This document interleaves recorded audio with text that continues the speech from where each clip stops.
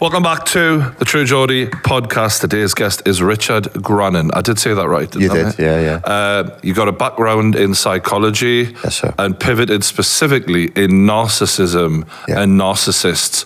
And I discovered you on Instagram and I was like hooked because so many things you say resonate with like people I've met in the past. Okay. Hopefully not me, but you can tell us a day if I'm a narcissist. But I guess a good place to start is kind of like, what is a narcissist specifically? Because we've all got like traits of narcissism. And hell, I work on camera, so obviously there's some of that in me. But how would you define a narcissist? Well, there is such a thing as healthy narcissism. And yeah, you are supposed to have narcissistic traits. Like if all your narcissistic traits were taken away from you, you would struggle to function in the world. There's narcissism as they would talk about it clinically in a psychiatric context, and then there's narcissism on the internet, which basically means anybody who's upset you, they're a narcissist. I'm going to run a poll actually on Instagram and on YouTube to see how many people who claim they understand narcissism know what the 9 traits from the DSM are, because I imagine most people don't. So narcissism is a response to a traumatic environment in childhood, and it means that you completely give up on real reality because it's too overwhelming, it's too painful. So the child chooses to live in delusion. Is one of the things we never talk about in narcissism. For a narcissist to be a narcissist, they need to have had a psychotic break with reality, and they now need to live in an ongoing, continuous break with reality. People who've dealt with narcissistic personality types will recognize this, because when you argue with them, they keep insisting on fantasy. So you're like, no, I know the dates, I know the times, I know what I said, I know what happened. And you insist on that, and they insist on changing it back into their fantasy. And we'll be on the outside of this going, well, you're just fucking lying. I can't stop you from lying all the time. And yes, they are deliberately lying and they are deliberately gaslighting the target, but they also live in a lie. Their life is a lie. So the way to think of this is, imagine you have a human being. They were a small child once, an authentic, real, vulnerable small child. Things happened that they couldn't tolerate, so they built a shell around themselves. And inside of that shell, they split from painful reality. And when they look through the shell, they never see reality as it is. It's always blurred. This shell is a filter. And they see on the inside of the shell a mirror that they've created, but not a clear mirror, like a funhouse circus sort of a mirror, that shows them what they choose to see in order to survive. So when you're arguing with a narcissist, clinging on stubbornly, so they have to be stubborn for it to be MPD, it's a rigid personality disorder. It's because they're like holding on to a life raft. They're at sea, they're in crisis perpetually. They live their lives in crisis. That's why they go from one drama to the next, that's all they know. And their narcissistic delusion is the life raft they cling on to. So people will come to me and say, can't you give them therapy? Can't you help them? I'm like, how? How am I going to convince a child to let go of a survival strategy that they've been using since they were 3 or 4 years old? Wow. It's mad, isn't it? I've known multiple people have trauma as children. Yeah.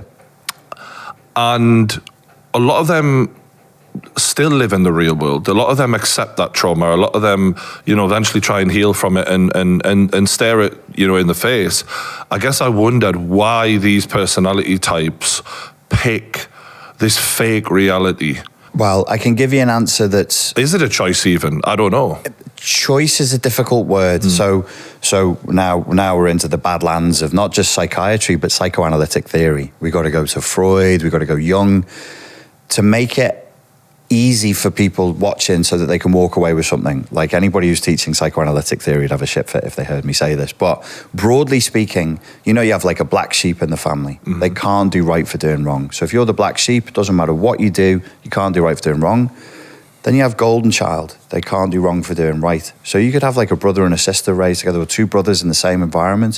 One turns towards like hardcore codependency, fawn responding, being servile, and the other one turns towards narcissistic tyranny. Why? Potentially, one potential answer for this would be the entitlement that was installed in them by a parent who's mentally ill. Because what was the environment that they were raised in that was so traumatic? They'd have had mentally ill parents. Splitting is an element of narcissism. You're either all good or you're all bad, or there are parts of you I'll address as though one half of you is good and one half of you is bad. This is mentally ill thinking, but it's mirrored in the children. So if the parent splits and projects all of if they're mentally ill and weak, essentially, not emotionally mature. All the bad stuff in me that I don't like, that's going in you. You're the black sheep. All the good stuff that I do like, narcissistically, probably fantasy-based, it's going in you, the golden child. It's more likely that child's going to be able to narcissism needs to function. It's a strategy. If you think like military or combat, or you've got like MMA fighters here, they have a strategy that will work in one environment that might not in another environment. So there is evidence in the psychoanalytic theory land that some children try narcissism. They try to become narcissists, but it's beaten out of them. It has to work long enough for the child to take it through into adulthood. Okay, so this is a great point for because I feel like in the way society is moving, in social media and how important social media has become to people's everyday lives, that reward system that you're describing, it's so there in social media now. If you are a narcissist, like we've seen, like I know people who are literally giving out, advice on social media, and you see like these pictures with these quotes that they're posting. Their lives, their personal lives, I know them, are a shit show. Like they don't even. Wouldn't you even say that's the norm? Like the people who actually are most aggressively online going, be disciplined and clean up your damn room. Well, they turn out to be drug addicts. This was something that Jung noticed. He said that he specifically cited men. He said the more a man publicly talks about discipline and morality and all the rest of it, the more likely he is personally to be in shadow activation and shadow possession. So shadow is the disavowed parts of ourselves that we don't want to look at, we don't want to see. We push them down. But if you do that, they can come back and take you. So the more somebody's performatively saying, I have a morality, I have discipline, I have this and that, who's saying the more likely it is that their life will be, as you say, a fucking shit show. Absolutely. And it's in that reward system that we've created of likes and clicks and all of this, it gives more than ever, I would assume, narcissists a structure to win. And for this to continue as long as they need it to. 100%. It's an economy, isn't it? Yeah. It's like an ecosystem and an economy. Cloud chasing. Call it, which is profit in that ecosystem. And it now translates to real profit. It's real money. It's not like, you're just acquiring a bunch of digital likes. No, these people are making real money in the real world through those digital likes. And yes, that environment rewards aggressive, psychopathic narcissism, obnoxious, exhibitionist. What's the word? Exhibitionist. Thank you. Yeah. I never thought I'd know a word that you didn't, mate. I tell you. Let me drink some more coffee.